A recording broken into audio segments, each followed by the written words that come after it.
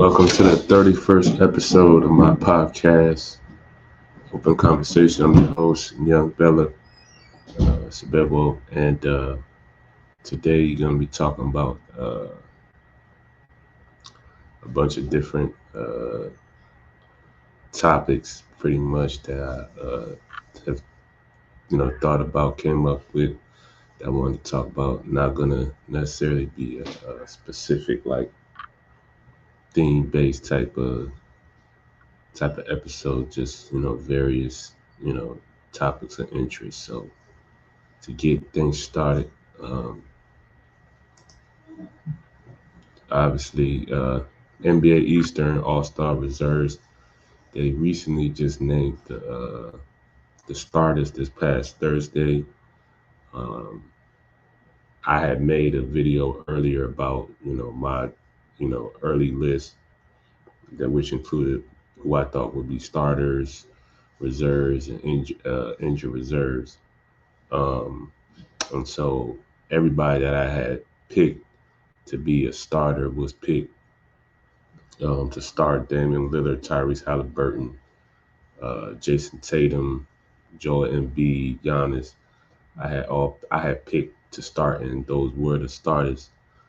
So now I'm just giving an updated list of who I believe the reserves will be, as well as potential like injured reserve type guys. You know what I'm saying? Who definitely are qualifiable to be all stars, but obviously there's only 12 people who make the roster.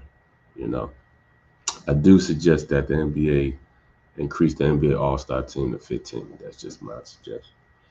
But so to get things started with my Eastern All Star reserves, gotta go with Jalen Brunson. Been killing all year, averaging about 26 and 6. Got the Knicks in a pretty solid position in the rankings. Been balling all year, leading the team. Everybody knew, obviously last year he had an all-star caliber year. It just was kind of like his come out party. This is the follow-up to that, and he's been balling, showing improvement, leading the Knicks, you know, to victory, and just been doing his thing, and I just been a fan of it. So yeah, Jalen Brunson. Then I gotta go Donovan Mitchell. Um, Been balling out all year, averaging around 28 a game. Been keeping the Cavs in the running, despite having injuries with Darius Garland, Evan Mobley. Um, like I say, he got Cleveland's number 5 right now at 27-16.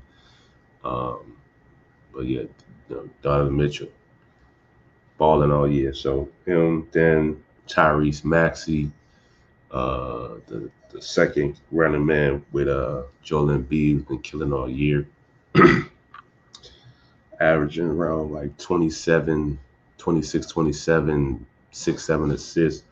Really is, you know, improved his game, upped his stats, upped his numbers, filled in that second role that James was playing for them last year with no problem. Really has embraced it, and I think he definitely is deserving of an all-star position this year. Then next, I gotta go Bam Adebayo, averaging about 22 and 10. Um, been been probably, in my opinion, he's best player this year. Um, been doing his thing. Right now, the Heat's number 7, 24 and 22. But yeah, got Bam. Then next, I gotta go Jalen Brown. Uh, been balling all year, doing his thing. Obviously, been the second guy for the Boston Celtics as he's been past couple years.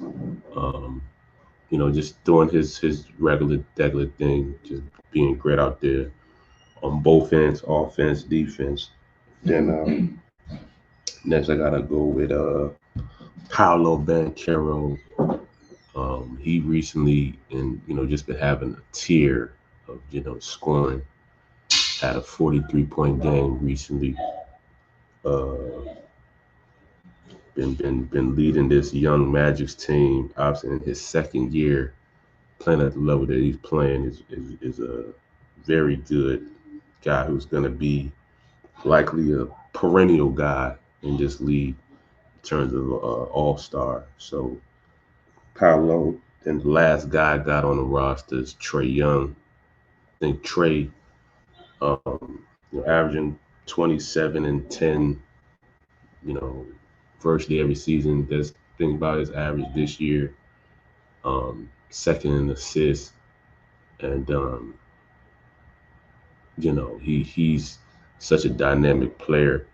Don't think he gets the credit that he deserves all the time. But he's really a dynamic player, and I think that he deserves a spot. My injured reserves, guys that I having great seasons, but I now they what I'm saying, it's 12 spots. Um, Julius Randle been having a great year, averaging like 24 a game. Knicks has been playing well. Definitely guy who's definitely deserving of an all-star position. Then Jimmy Butler been doing this thing uh, as well. Jimmy is that type of guy who kind of during the regular season kind of flies somewhat under the radar, but still plays at a good all-star caliber level, and then he just turns it up in the playoffs. Um, so Jimmy, then Mikal Bridges, to lastly I put in like my injury reserve list. So that concludes my list of these Eastern All Star reserves. And you got to go NBA Western All Star reserves. Starting out with Steph Curry. I said I had gave my list of starters. I got everybody correct except for I had Steph Curry in the lineup. Um, Initially, if you had seen my video, I had put Steph Curry in there. I had Shea, LeBron, KD, Kitch, who were the other starters that they named this past Thursday. But I had Steph in there, and then as I was going through the list, I have Luca on the list. That was my bad, and I had mentioned, he should be starting, and he is one of the starters of the All Star game. So I kind of got it right again with all the starters. You know what I'm saying? But Steph Curry having a great year at 35, averaging 27 a game and six. Doing his thing, playing at a high level still. Then next I gotta go with Ant. Been having Minnesota for the most part as the number one seed throughout the year. Been playing balling, playing very great, playing at a high level.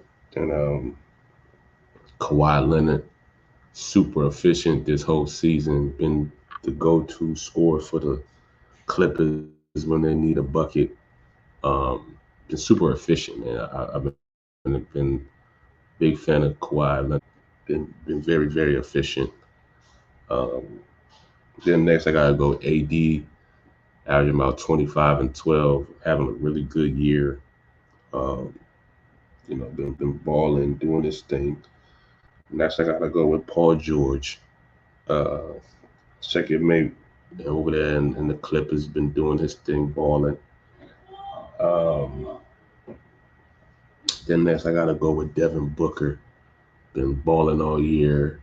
Despite having the change of position to being the primary ball handler and facilitator on that Phoenix team, still putting up big numbers. Had a 62-point game, had a 50, and just been going nuts all year. So I got to put Devin Booker in there. And lastly, I gotta go with Deere and Fox to complete my Western reserves. Been averaging about a game, 6 assists or something like that. Um, been killing, been the driving force for that Kings team. And so yeah, that completes my list. And then obviously, especially in the West, you got to mention my injured reserve list. So one of these guys get injured, I definitely think one of these guys should be the next man up for obviously All Star position. Kyrie, who I had he's having a great year, but I do think that some of these other guys I had named um, are a little bit deserving considering just kind of like where they have their team and stuff like that. But Kyrie's having a super great year. Usually, obviously, a perennial guy, no brainer. But Kyrie, Cat, been balling all year. He just had a 60-point game this past week. Um, God, he should definitely, definitely having a great year. Should be in there, but it's just, like I said, the spots. Gobert, his teammate Gobert's having a great year, likely going to be Defensive Player of the Year. And then Ingram, Brandon Ingram, he's been playing well, been the best player for the Pelicans this year, in my opinion. Um, got them in a solid record. They are 26-20 with the seventh seed, and so I think he definitely deserves some consideration. And yeah, man, um, a lot of talented guys, but I definitely think this is the pool of guys that should be who be picked from in terms of the All Star. These are definitely the guys that deserve to be in the pool, and all of these guys are having great seasons. Like I said, I definitely am somebody who's pushing for having 15 guys on the team because I think 12 is a little too little. The game, the league is getting so much better, so much talent.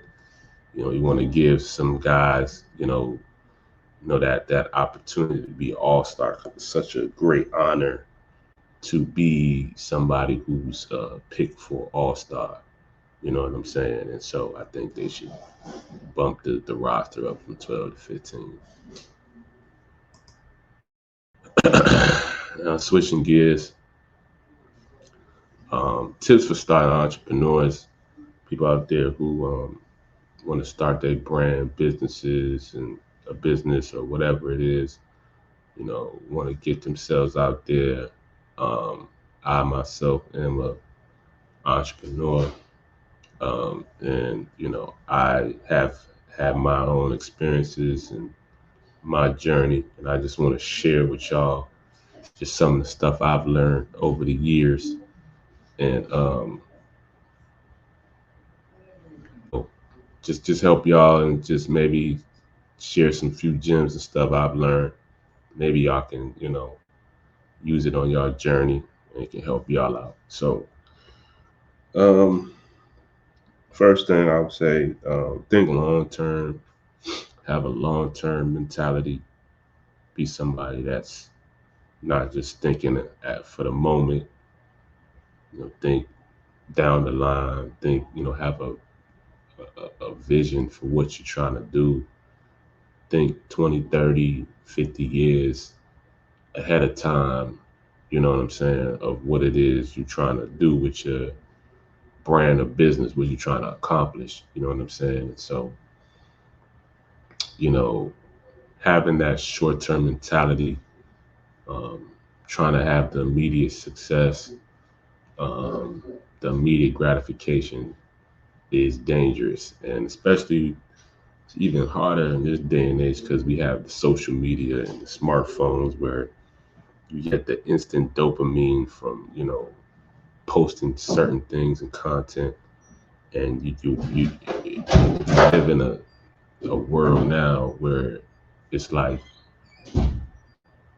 you want it now, instant success, instant feeling, and that's not really how it works in the world of business. It doesn't work like that.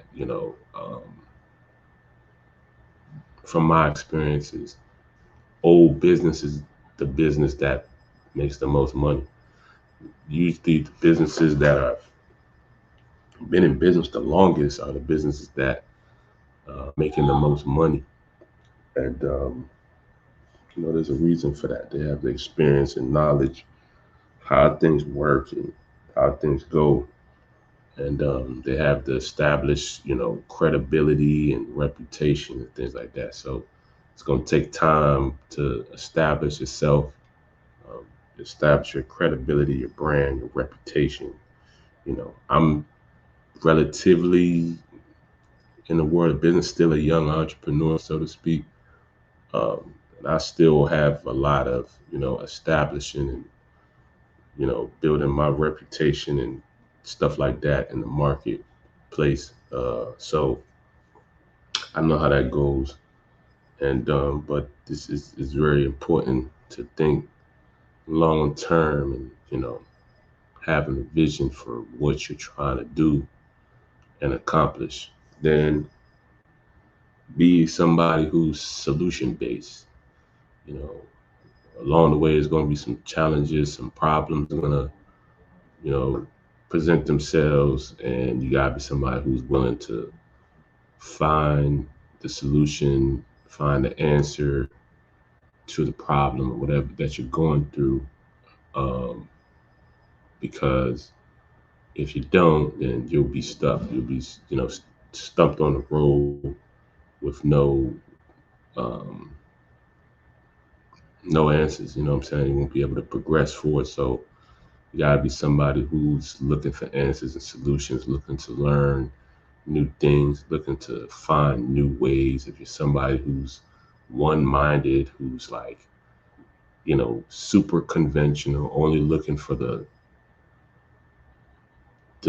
way of quote unquote how things work, you're not gonna be somebody who's innovative or brings something that's new to the marketplace like that. You're just gonna be a copier, somebody who just copying the trends, and that you might get some short-term immediate success because you're just copying what's working for someone else, but long term it's not going to work out for you. So um, be solution based, and then be able to create / start conversations with people. That's like a skill. That's actually a skill, and it's not something that's taught at all. It's like definitely not in school. Usually not, in your household, because it's always been the phrase of not talking to strangers and stuff like that. People you quote unquote don't know. Um, if you want to do, be an entrepreneur business, people gotta know about what you do, your brand, your business, whatever. So you're gonna have to be able to create conversations, start conversations with people, talk to people, be able to socialize, stuff like that. And that's, again, it's not necessarily easy thing to do because it's kind of taboo to do that in a lot of ways. But you got to do that if you really want to, market yourself, get yourself out there, let people know what it is you do. You're gonna have to, you know, talk to people, create conversations. Um, and I know that's, like I said, it's not. I still, I've gotten in the practice of obviously creating conversations, starting conversations with people, but even for me, it still can be a little challenging and intimidating because obviously thinking like, man, what if this person quote unquote rejects me or doesn't want what I want and things like that? I'm gonna feel bad, all that kind of stuff. You're gonna have to develop the thick skin and develop the thick skin and overcome that and keep going anyway, and just kind of just keep it moving. You know what I'm saying? You ain't gotta, people reject you or deny what they want. You ain't gotta talk bad about them. You know what I'm saying? It's kind of like the guy who sees the pretty girl He's attracted to her. He musts up the courage to go talk to her. She then rejects him. She don't, you know what I'm saying? She rejects him or whatever, and then now he's talking trash about it. It's like you was just trying to, you know what I'm saying, talk to me, be interested. Don't be the salty guy. You know what I'm saying? Just keep it moving, appreciate their time, keep it going. Um, and then just don't take it personal. You know what I'm saying? Um, I know for female entrepreneurs, women entrepreneurs, I know a lot of times y'all just naturally are so used to just on a general setting, guys just approaching you obviously because you're an attractive girl and they want to, talk to you, they're interested and all that. But you're really gonna have to come out your shell because you have to be that person. You know, approaching people, creating conversations, trying to talk to them, see, who they are, see if they may be interested. And you don't have to develop that thick skin because not everybody's going to want to be interested in what you have to offer. Not everybody's going to be interested. So you got to have the thick skin. And I know that's a bit challenging or can be challenging for a lot of females because a lot of women are, a lot of times they don't like the rejection of, want to, feel, that ego boost, so to speak. But and this entrepreneur stuff, you gotta have that thick skin, and it's not for the for the weak. So definitely suggest, man, men and women, you know what I'm saying, just be able to you know start those conversations with people and let people know who you are and what you do. And then lastly, be able to communicate your vision and slash idea to people so they can have an understanding of what it is you do, what your brand is about. Um, be able to do that. You got to be somebody who communicates well. If you're not somebody who communicates well, you will not be somebody that taken serious in the business world, entrepreneur world, and people won't understand you at all. Um, Now you're gonna have people who you're gonna communicate your vision to well articulate, but they're gonna intentionally try to misunderstand you. Be aware of that because I've come across these kind of individuals who try to like intentionally misunderstand you, try to get you wrong so that you think you're wrong, but the whole time you're doing the right thing. Be aware of that. But just be aware when you're communicating your vision, articulate, you don't have to read some books, things that help me be able to communicate well, reading books, writing, stuff like that helps me with communication. So um, that those would be some of my uh, tips for anybody out there that wants to start a business, brand, whatever. You know what I'm saying? That's just some of the stuff that I would suggest.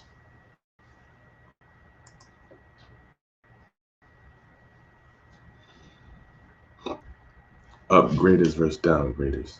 So I think there's two types of people: upgraders and downgraders. This is how in my perspective of reality, in my viewpoint, this is how I kind of view the world of people. There's upgraders, there's downgraders.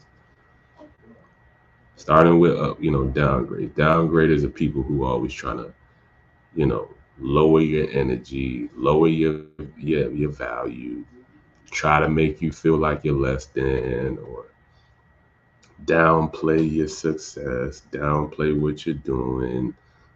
Everything is just downing energy. Even whether it's them projecting the energy onto you, them, other people, it just downgrade. You know what I'm saying? Energy, they're usually energy vampires. They're always trying to take your energy, Some do this intentionally, some is unintentional, but they're still downgraders. You know, you tell them some good news, they got some negative to say. They always got some little passive aggressive kind of statement to say. Um, I just suggest just get away from those kind of individuals. They're not helping you, not beneficial. Sometimes these are people that you develop close bonds with, relatives, said friends and classmates and all that. Like, but you're somebody that was trying to grow and evolve. These are going to be the people that's going to quote unquote hold you back and bring you backwards. You know what I'm saying? Always talking about past situations and never present. Always talking about the past and never future ideas and what's going on now. How can we get better? These are all people that um, you just don't need. And then you have upgraders. Upgraders, people that bring energy to you, give you energy, uplift you. You know what I'm saying? Want to see you win, want to, help you, want to, talk future ideas and want to build and grow and evolve. Like these are upgraders. People want to upgrade your energy, uplift. You know what I'm saying? See you do better, hold you accountable. You know what I'm saying? Want to see you improve. These are upgraders, and I view myself as an upgrader. You know what I'm saying? And I try, recent time, I try to surround myself around people of this kind of energy, upgrading energy. People want to see me win, and it's not just the one-sided thing where I'm helping you, you're not really, you kind of helping when it's convenient, you can help, but usually you just on some, they just on some, you know, ghosting or just I don't know where the heck they at, but they just not really, there for real, especially when you might need them or some, uh, just try to stick with the upgraders, people who gonna uplift you, people who gonna help you get to the next level in life, people who want to see you win, people who um, uh, that want have your best interest. It's another quality for I think for somebody that's an upgrader. Um, so yeah, one thing I've noticed is upgraders surround themselves with upgraders, downgraders surround themselves with downgraders. You know what I'm saying? That's just kind of what I've recognized and noticed. And so for me, I like to surround myself with upgraders.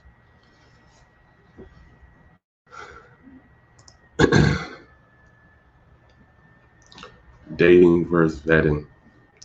Now, I would definitely say, in terms of pop culture, it's all about dating. You don't really hear the concept of vetting for anything.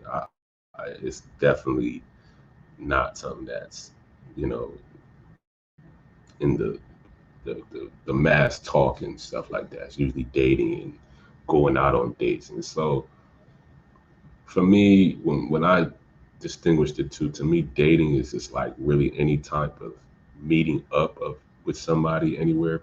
Obviously, a date could be going to the park. They could be meeting up at wherever you stay. They could be go meeting up at a restaurant. Just any type of meeting up and just spending time together. And um, usually, especially when I hear the context that most people talk about when it comes to dating, it's just like usually superficial talk.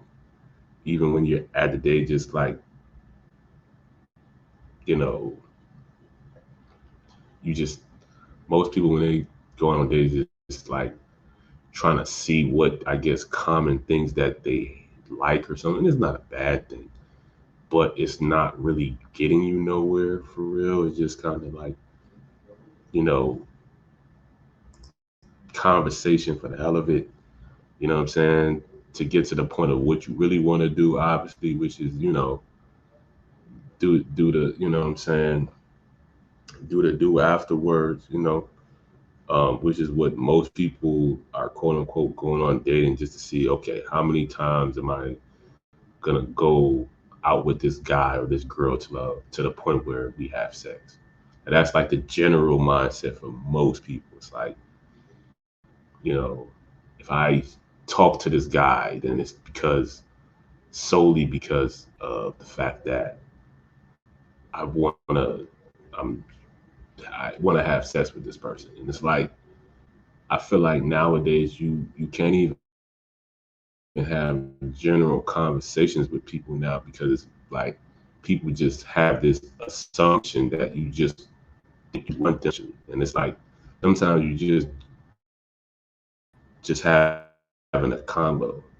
It's just an innocent conversation. It's not about whether I want you or something like that, or I want to marry you. Like you're just having a general conversation. Like even when you um, like were to send a message on like a Instagram or any type of social platform, it's like automatically assumed like you just want them for life or something. Like I'm just talking. This isn't like it's not that deep. And I think people take um, a lot of the social media and messaging stuff like too deep. Like, oh, this person really wants me, and then like, I mean, bro, I'm just having a conversation. You can see where this leads. I'm the type of person that will always let my intentions be known. I'll have, and I think that's a major problem that when it comes to dating, people just putting up fronts, like putting up this kind of game thing of, and not really letting their intentions be felt. I think if people just allowed and their intentions to be known and clear, there wouldn't be all this breaking of hearts and you know narcissists and blah blah blah and all this other stuff that people talk about. Like it'd be clear cut and understood if you just let your intentions be known. People wouldn't be confused and feel all these type of things. You know what I'm saying? If people just was clear with their intentions, because I think that's really the blurred lines that people face when it comes to dating. You know what I'm saying? Men and women. But obviously, I'm a man. I'm gonna speak for myself. I definitely feel like that's very, I really haven't been with a chick, with a woman or girl, whatever, who really made her intentions clear with me. None of them, and I've, you know, talked and had experience with a lot of different women, and I can say they never really made their intentions clear. You know what I'm saying? Or maybe, I could have asked with a more mature mindset that I have now. I could have just asked and made it clear for them, asked what their intentions was, um, and vice versa, you know.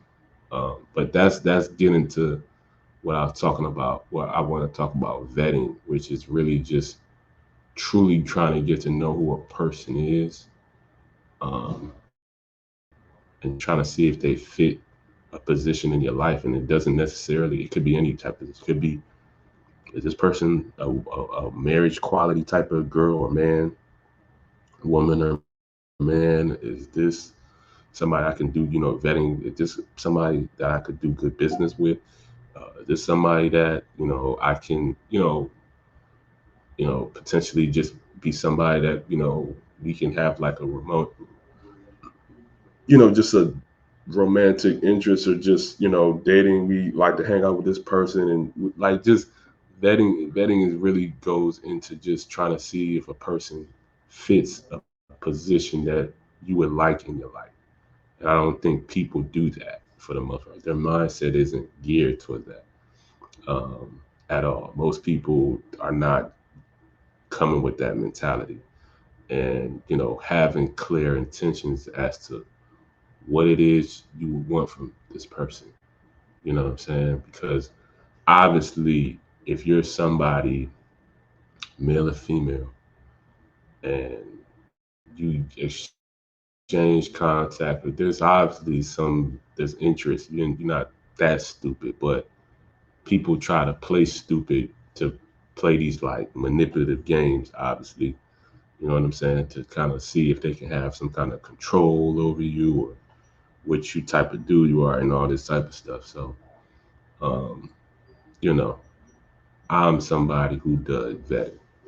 You know what I'm saying? I'm trying to see who you are and where you can fit in my life. You know what I'm saying? What type of chick you are, what type of man you are. You know what I'm saying? And like I said, it doesn't have to just be intimate relationships. It could be all types of relationships. You know what I'm saying? So I'm yeah, I definitely would say this is distinguishing factors between dating and vetting. You know what I'm saying?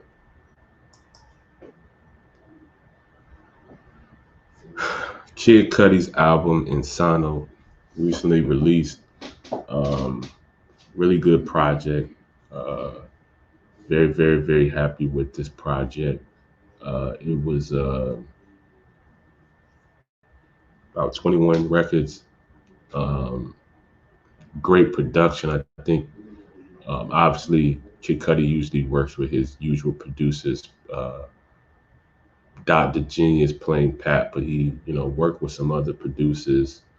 Um, he worked with Pharrell on there, somebody he usually works with. Worked with some other producers. I think Q Beats, Honorable C Note. He had DJ Drama narrate most of the album. Had some pretty good features. Travis Scott, ASAP Rocky, Lil Yachty, Pharrell, um, and some others. It's a really good album. I think Cudi really experimented with this album, and I like the experimentation he he put on the album. Um, very, he did some, I guess, quote like some trap beat kind of joints, which I think he did it dope in. You know what I'm saying? He had some dope joints over this production, and I think that the album was pretty good. Definitely suggest people to check it out and listen to it because it's a pretty good album.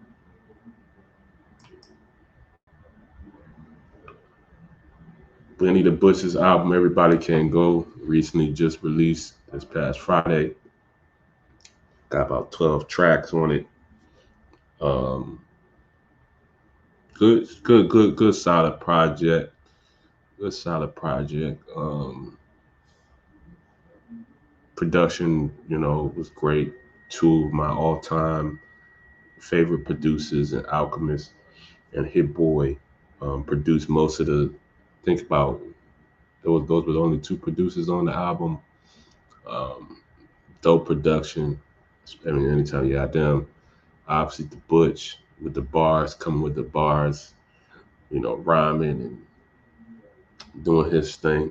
You know what I'm saying? Got a couple joints on there, and I definitely suggest anybody out there, to go take a listen to the album because it's a pretty good project. Um, and yeah.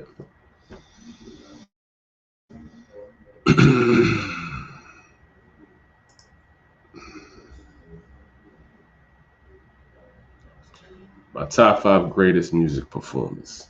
So the funny thing about it is I've never seen any of these guys live. One which I will never see it out live because they're not alive anymore. But this is just from what I've seen, my favorite and the greatest music performance. And this is all in order. Get this in order. So number five, Travis Scott. He's a guy that's just always been creative in how his performances are, especially with the Astro World and constructing, you know, a dope, visuals and always raging with the energy that he usually comes with. Um, just one of one type of thing. It's like hip hop mixed with rock and mod, type world. You know what I'm saying? That's kind of like the Travis Scott, you know, aesthetic. I've just seen him perform and do what he does, and I'm just like, he's really one of them ones. Then next, I've got to go at number four, Kanye West, another guy who's always been dope with the visuals and his arenas setup of his performances. Um, Always been super dope, innovative, and doing the stuff with the the, the arenas, the like the Falcon Stadium, what he did with the staged, um, the elevated stage set he did some years ago, and he's always had some sort of innovative performance of things, and I think that's a great thing, as an artist and music performer, a musician. Then I gotta go at number three, Chris Brown. Just been somebody who's just super dope with the dance moves and you know uh, being able to sing at a high level, being able to dance at a high level, just his energy and how he moves and stuff like that. It's just one of one. Definitely got definitely need to see him perform at some point. Then at number two, I'm gonna go with Beyonce. Um, the Queen. You know what I'm saying? And seeing her performances and the setup is always dope. Um, Her choreography, dance moves is always dope. Her outfits and all of that is always dope. And I just hear her creative. I just you know when Beyonce is definitely one of those artists who's like an overall artist. She's dope in so many categories as an artist. You know what I'm saying? And I think her music performances and how energy that she comes with is just really what really sets her apart. You know what I'm saying? Because you know she's amongst one of the greatest singer voices that I've heard. You know, um, amongst one of the greatest. But I don't think there's any female artist who can perform better than Beyonce. Her performances is just to me what really sets her apart. You know, not just as a female artist, just artists in general. We even talk about men too. She's way better performer than you know men performers as well. Obviously, I got her at number two, but there is one person I will not give. Will say she's not quite better than, and that's the late, rest in peace, Michael Jackson. To me, the greatest music artist of all time. Uh, this just in general, like this, he's the greatest music artist. But just in terms of performing, the dance moves, his setup, the creativity, I think Michael Jackson is the greatest of all time to date, till this day.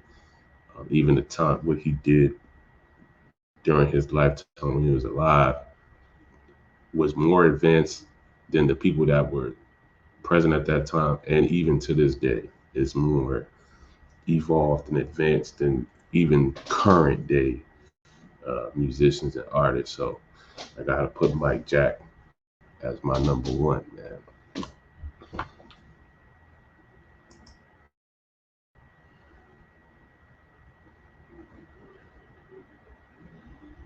Sex education. Um, I think this is important to talk about. This is in my what I would say a taboo topic in a lot of ways because sex is something that's never talked about, even including in households, just general conversation, even when it is talked about, usually talked about in like a childish, immature way. But it's something that needs to be talked about because sex is how we have the race of beings that we have as a humanity. You know what I'm saying? We are a population that's created by sex, so we need to be educated on this concept. Um, and uh, I think sex is something that,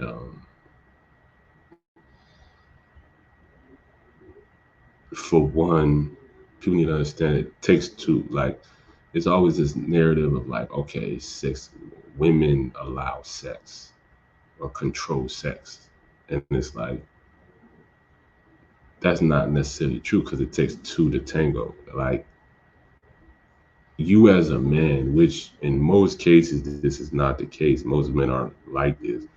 You know, if a female offers sex or gives a guy opportunity to have sex, then pretty much 10 out of 10 times the guy's gonna be with it. You know what I'm saying? But you do have the choice to say no. Just put out. I mean, you do. It's not like the girl is forcing you into having sex with it. Right? That's not happening. You are accepting. You're approving of it too. So that's why it takes two people. You know what I'm saying? It's a two-party thing. Same thing in reverse. Like, a guy, um, if a female doesn't want to have sex, she can say no. The guy wants to have sex, and the girl's like, nah, she's not, in the mood or whatever. She has that right to say no, and there's gonna be no sex. You know what I'm saying? So sex is, for one thing, a mutual two-party consent thing, and if it's not, then it's a rape. But for like a genuine, you know, sexual intercourse, consensual thing, it's two parties who consent to that. So we need to stop the narrative of control. Of, oh, the woman has the control over sex. No, that's not always. That's not the case. It takes two people to have sex, not one. And then uh, people need to understand what exactly you're getting yourself into. We talk about sex. Uh, some of the consequences that come with it. Obviously, is a pleasurable thing. Some, we all as human beings, just usually people try to.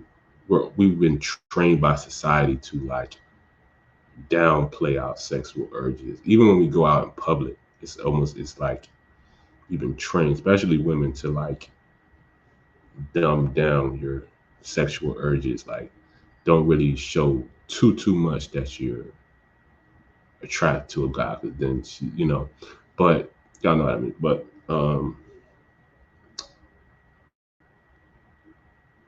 yeah, I understand. Like,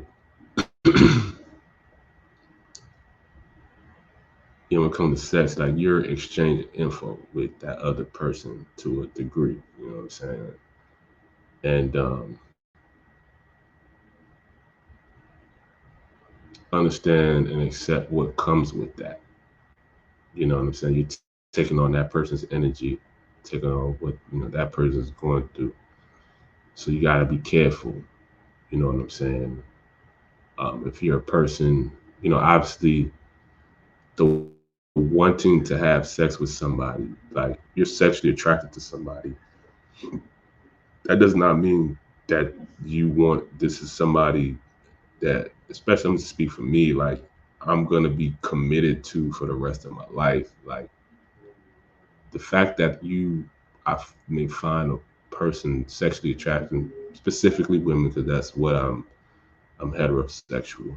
Uh, I can be sexually attracted to millions of women because there's God so great, He's made millions of beautiful women, if not billions, because but that doesn't mean I would want to say, oh, I want this person to be my wife. That's just natural thing. She's attractive. She's physically attractive. Like I would have sex with. But again, you gotta accept. It's my responsibility to accept what comes with that. You know what I'm saying? If I were to have sex with this person, you know what I'm saying? So I think people should understand and accept the responsibilities that come when you make these decisions, and vice versa. Understand, guys, like when you're with a dude, you got like women are sexually attracted to millions of other men. You know what I'm saying? You're not, yes, you are, she finds you attractive, but it's natural thing because that's how God made us to be sexually attracted to other people too. So if you're somebody and you want to be in a committed long-term marriage type of relationship, you got to be with somebody who understands the commitment aspect and the discipline aspect of that, what comes with those type of relationships. You know what I'm saying? When you put yourself and you say you want to marry somebody, you want to have this committed relationship with them,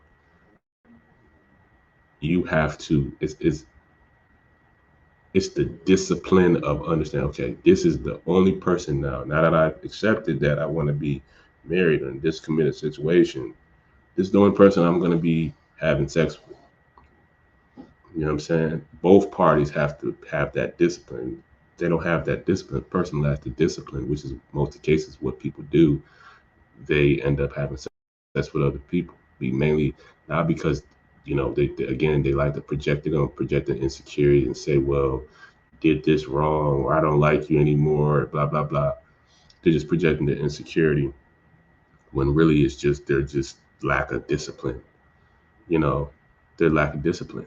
You bring somebody, you bring a girl to, she goes to a trip in Miami and she's with her girls and it's a bunch of other attractive dudes. What do you think she's gonna do? You know what I'm saying? She's human. But like I said, um, if it's a woman of discipline and who's a committed woman, she won't do that. She won't go and, you know, have sex with some other dude. She's gonna understand. She's a woman of discipline. So she's not gonna do that. So you gotta understand the type of woman that you're dealing with, or man. Same thing with men. He goes to Miami, goes one of these places, and what do you think he's gonna do? Is a bunch of attractive women. What do you think? He's a man. It's a natural thing. But like I said, if he's a man of discipline, a man of commitment, and that's him. It's not about him being disciplined and committed to you. That's part of it, but him as an individual being a disciplined man, a committed man. He's not going to, indulge with other women. Maybe he might have some conversation, but it's not going to get to sex or anything like that because he understands he's a man of discipline, he's a man of commitment, he's a man of word. And that's the type of man I am. You know what I'm saying? But if I have not given a woman that, then I can do my thing. You know what I'm saying? I'm not going to just be, you know, tied down sexually to just one woman. Like if I did not give you that agreement of commitment, we don't have that level of commitment. You know what I'm saying? So, um, and I just think that part of the thing is like people play games and they're childish. They just don't, again, back to the intention thing where people just don't be clear cut with their intentions. Like let it be known. Stop playing the game. Stop playing the ghosting thing to try to get your attention and try to make people feel insecure or whatever, bad about themselves. Just be straight up with people, man. If it's a matter of you just having a sexual attraction to somebody and that's what it is, let them know. Again, I've matured. I haven't always had this kind of mindset. I was younger, you know what I'm saying, and I used to have the insecurity at times. women know how I felt or stuff like that when I was younger, but that's not the case no more. But I just would suggest guys like just be straight up with these girls and women too. Be straight up with these dudes too. You know what I'm saying? Save you a lot of heartache, save you a lot of stress, save you a lot of time. Telling you, telling you. You know what I'm saying? You see, I don't got a lot of wrinkles on my face because I save a lot of stress. You know what I'm saying? From the BS, getting to the nonsense. And then the financial aspect that comes with having a child, the results of sex. Obviously the result of having sex is you can have a child, and people don't consider that. They're just considering the moment, having a great feeling. It's just cool and all. But then when the girl says she's pregnant, now people are saying, I don't know her. I don't I'm gonna go ghost. I didn't like you like that. But then when you was having sex with her, you was in love. You know what I'm saying? And so um, you know, guys gotta be responsible, be aware of what can come with that. You're gonna have to potentially spend the rest of your life taking care of having to take care of a child, and spend your finances and your money supporting this child for the rest of your life, in their life. So these are the things that are never talked about. Even for me, it's never been talked about to me personally, but I know these things, and so I'm trying to say these things so people can know and be educated and move, what I'm saying, more wiser. You know what I'm saying? Obviously nobody's perfect, things happen, but just trying to give people some game so they can move a little better. You know what I'm saying? In this world, not nothing. You know what I'm saying? Guys, understand the financial thing that comes with it. And women too, understand when you get knocked up by some of these guys that you know for sure ain't ish and ain't got nothing going on, understand for the rest of your life, you mostly you're gonna end up likely raising that child on your own because you mess with a dude who couldn't hold his own and got nothing going for himself. So try to be more wiser with the guy that you choose to have sex with because there are consequences that come with it. So yeah, that's stress areas in the U.S. So I came up with my 5 areas in the U.S. that I think you know some of the best dressed you know areas people in the U.S. Um, in order, starting at 5, I say Miami. Um, Miami's kind of known for having like being very tropical in terms of the colors, like um, specifically like when LeBron was in Miami, you had the South Beach LeBrons with the different like popping colorways with the like the light blue, pink, and white. I think those are dope, and it kind of represents kind of how it is in Miami. And you see people with when you see their outfits with different like exotic colors and exotic even exotic cars, exotic whips. So I think that's real dope. um when you're in Miami, obviously the weather's great. People can wear they bathing suit, they swim trunks, show their body. Women can wear they bathing suit, show their body. And um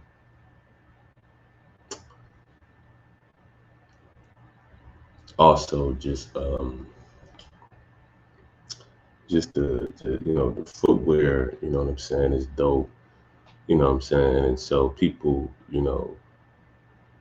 pride themselves in looking good in Miami. I think it's dope. So Miami is probably my number 5 in best dressed areas in the U.S. Then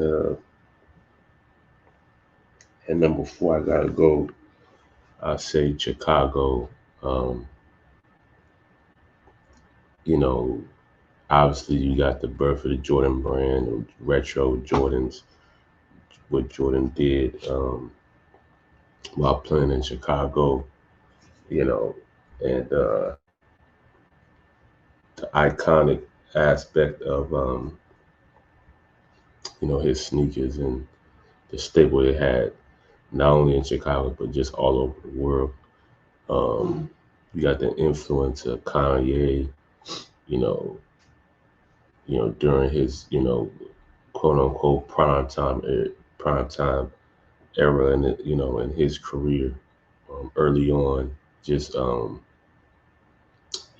getting to just whatever trend Kanye was on, people just doing the same thing, trying to wear the same exact fit. Kanye's been a staple for multiple trends, you know, throughout his time. So, you know, people, being influenced by it. I think nowadays, you know, it's just more so the sneaker, influence. Prior was the sneaker and just whatever Kanye wore that people just always would just, just buy just because Kanye wore. So it just kind of speaks to the influence Kanye has. Um, and then obviously you got Virgil, what he did with, obviously building Off-White, um, Pyrex, and, you know, Louis Vuitton and Nike and everything he did, the influence he had on the culture was massive, and still to this day is massive.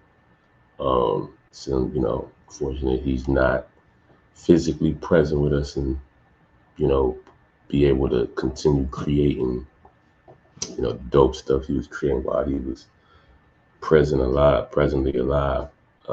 But, you know, very impactful and influential.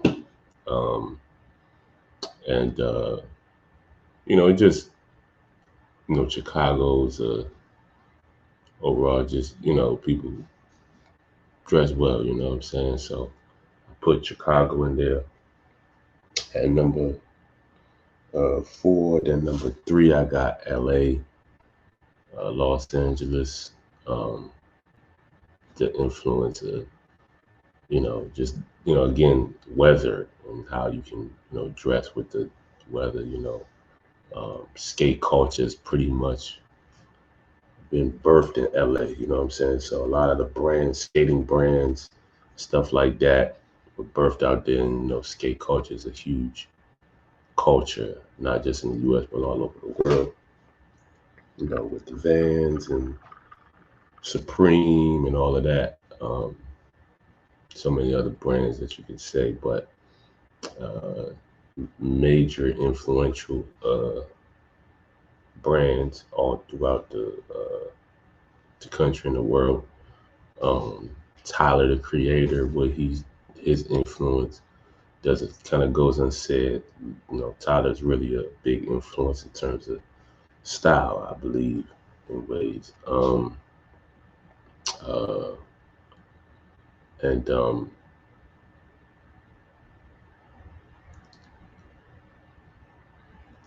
just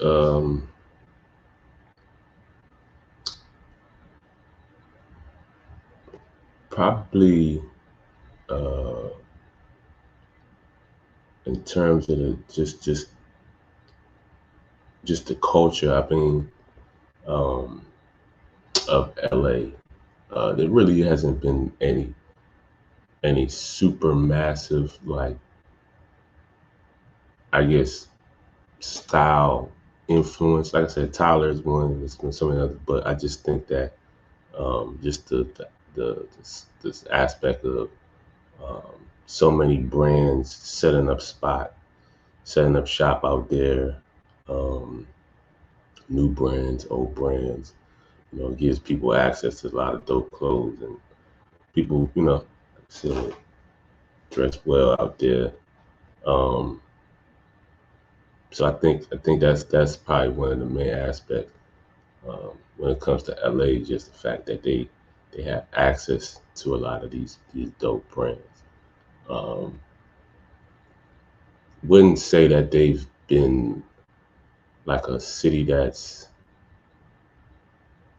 been super trendy in the way that certain fads of dressing, but they just been a city that has a lot of access to a lot of dope brands, and obviously you got this celebrities and people out there. So it just makes it them influential in a lot of ways. Number two, I go with the DMV, my hometown area. Um, just when it comes to urban apparel, I think that we're like urban dressing. You know, I think that the DMV is number one. You know what I'm saying? There's been so many brands, um, some of which never really got, I guess, national, but mainly local, that are dope. Shooters, Sorbiato, um, Mistine. It's just like a lot of brands that are kind of like DMV staples that are dope. Um, to just making certain sneakers and the New Balances, the Nike boots, the foam posits. These are all like you know apparel, sneakers that is really like DMV staples. Like prior to DMV, nobody else outside DMV started really like wearing these, Nike boots, foams, uh, New Balances prior to the DMV. Um, North Faces wasn't probably North Face was people wore in New York, but like it's a staple out in DMV. So like I say even North Face, um, uh, and you know just always been just a distinct swagger when it comes to DMV. Obviously, even right now, you got one of the probably a staple brand out in the local area, the museum. Uh, that's a dope brand I really like. Um, and then obviously, I'm obviously like I said, that's my hometown area. So you got my brands, who is I just started, so I'm still in the works of obviously making it more known and stuff. But my brand, which will be a known brand in due time, or one of the major brands, so to speak, in due time. So I'm gonna put myself in there, and then um, it's just I got two brands called No Labels and uh, Fit, uh, and so um, and then obviously the Virginia area, of the DMV, obviously the influence of Pharrell, major influence, um, obviously right now he's the creative designer and director at Louis Vuitton. You know, throughout his whole career, he's been a part of so many major brands, and he's one of those dark horses when it comes to the culture and the fashion. I don't think he gets enough just due in terms of his influence, his impact. You know, going back to the big days when he just started with Nego and Billionaire Boys and just the different trends that Pharrell has, you know, made cool throughout his, lifetime, his career, all of that major. Um, so that swag, uh, even Missy Elliott, she's a Virginia person. Her swagger, um, one of those one unique swags. Um, and so yeah, the Virginia area, obviously, got the beaches and you know, from where you just your bathing suits and swim trunks and stuff like that. Show off your body, which is cool too.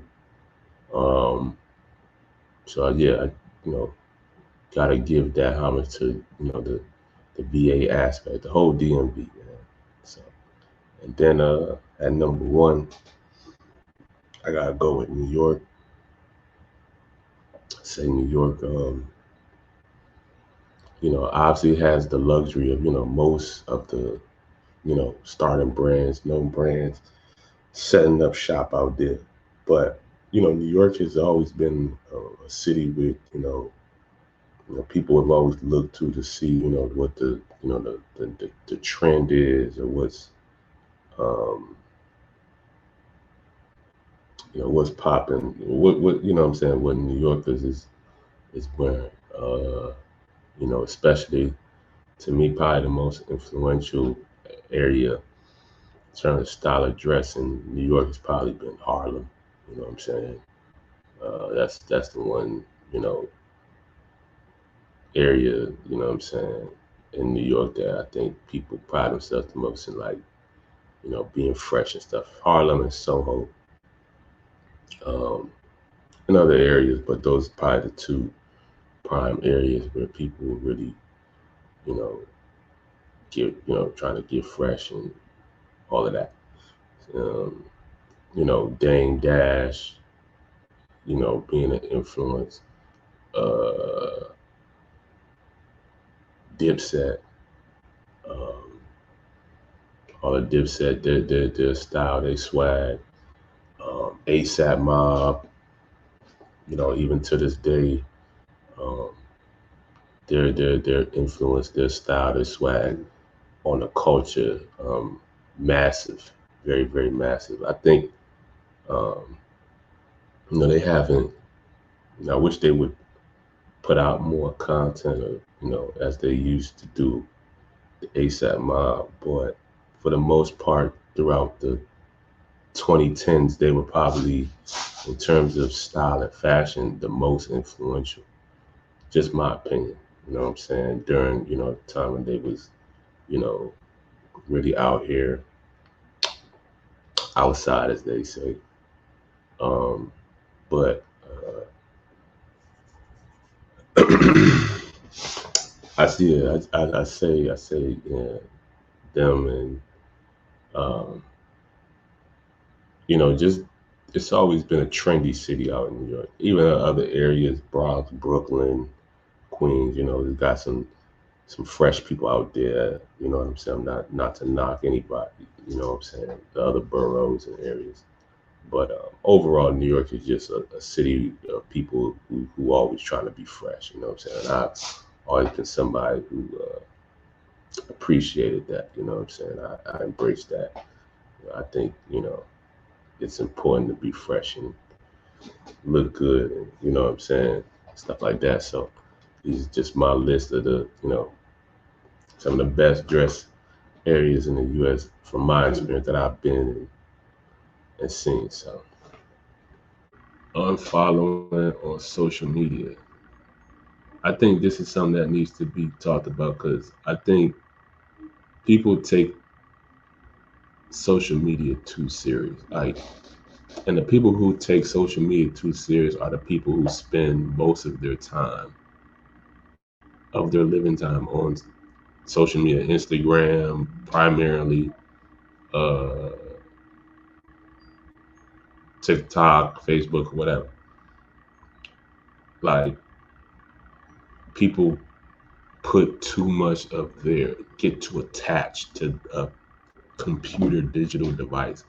And a lot of times, like, I'll just test people just to see how attached they are to a computer, like a device that's not, obviously it is an aspect of reality, but it's not true reality. It's not real time. It's not real time. You know, I really am somebody who just, preaches like control your phone, don't let it control you. And I think most people allow their phones to control them and control how they feel. And in most cases, it's like social media is supposed to be a place for people to communicate and connect, but it's not that for most people because everybody comes on there with their ego and trying to look better than this person and compare their lifestyle to this person and et cetera, which creates the jealousy and the envy that you see and a lot of times sometimes results in some kind of crime for foolishness. Like you're mad over some BS. Oh, this person got this person got this amount of likes and you're not getting this amount of likes. So now this person's the enemy or something. Like people really need to grow up and stop being collateral damage to this childish stuff. Like it's not like get in reality. You know what I'm saying? For one thing, I've noticed in most cases, it's people who don't even follow me who like most of my content, and it's kind of crazy um, that I post on social media. You know, so it's just kind of like a weird dynamic that I've kind of noticed when it comes to social media. Um, but I would just suggest people to not take it that serious. I know for me, like I use social media solely for the purpose of connecting in business, not like personal against you. If I unfollowed you or whatever, or if I don't follow you, it's nothing personal. I'm just using these platforms to connect, do business, and to learn. That's why I use get on apps. If you're not on that, I'm not gonna follow you. You know what I'm saying? And like I said, it's nothing personal against you, but these are the reasons why I use these platforms. And so it's a bunch of pretty girls. Um, there's a lot of beautiful women, and I think that beauty is a great thing. It's great that you look good, but at the same time, bring value. Be somebody that can, somebody can connect with. And a lot of the times, it's like if you're not, what I'm saying. I think a lot of times women will use social media to just get attention, and a lot of times be distracting. You know, being a distractive energy than an attracting energy. You know what I'm saying? Like try to have a conversation with some people and they just wanted to, you know, get some kind of attention and that was it. Like it's not like you know what I'm saying, like a real conversation. It's like, okay, I just wanted to get attention from this guy because it seemed like I couldn't get attention, so got attention. It's like, okay, I'm good, you know. And I noticed that a lot with a lot of the females and stuff like that. Like, and so I'll unfollow. And so some people take it again personal. It's like for me, I'm just looking for people who are trying to add value to my life and vice versa. I'm trying to add value to their life. And if you're not on that path, you're not on that, then you're gonna be somebody that's distractive. You know what I'm saying? To where I want to go, where I'm trying to go in my life. You know what I'm saying? And like I said, nothing personal against you. If I see you in real time, because I'm somebody who likes to spend most of my time in real time, I will acknowledge you, whatever. It's nothing, no beef or personal thing. Like I'm cool. You know what I'm saying? It's not. It's okay. You know what I'm saying? But this is why I use, like I said, I'm just gotta, you know, communicate this because some people, this, you know what I'm saying? They'll take it personal. They'll take it like oh, he don't rock with me or he's against me or something like that. Like that's not the case. I'm simply just trying to connect with people and follow people who are gonna help me learn something who gonna help me, grow and evolve and stuff like that. The entertainment is cool. Like I go on my explore page. You know what I'm saying? It's a bunch of different, you know, all sorts of craziness and different beautiful women that you can go see. You know what I'm saying on the explore page. You know what I'm saying? And so I just would suggest this is just one thing, just making a quick suggestion to a lot of females. Like, understand you're a female out there, you're a woman out there, like, there's a lot of beautiful women on social media. So if you're somebody that's just trying to leverage the fact that you're a beautiful woman, you're an attractive girl, and that's like your only leverage, in most cases, in the eyes of men, I'm a man, and you know, I believe most men are going to agree with me on this. Not that valuable because there's so many other different beautiful women. So you gotta have something about you that separates you or is more adding a value to that man's life other than just the fact that you're a beautiful chick. You know what I'm saying? We see that. We understand that. But be somebody that can provide more than just being a pretty face. You know what I'm saying? And a nice body. Because most men ain't gonna value you that much. They're just gonna value for that. You know what I'm saying? They're just gonna see like, okay, that's just a chick that I just play games with to just have sex with. You know what I'm saying? And for some girls, maybe that's they okay with that. But a lot of times I see women don't be that don't be the case. You know what I'm saying? They want it to be quote unquote respected and treated better and all that type of stuff. Now if you want that, like I said, take my advice and be a woman that can add more value, you know, to that man's life. You know what I'm saying? And the same in reverse for the brothers. You know what I'm saying? Don't just think, well, I post this my luxury car and a bunch of money and then just think, well, women are just gonna come flock to me. You know what I'm saying? Because I got this, I got that. Like, what's separating you from the other hundreds of thousands of other dudes who got money, got the same amount, if not more than you? Like, what are you doing that's really gonna differentiate yourself?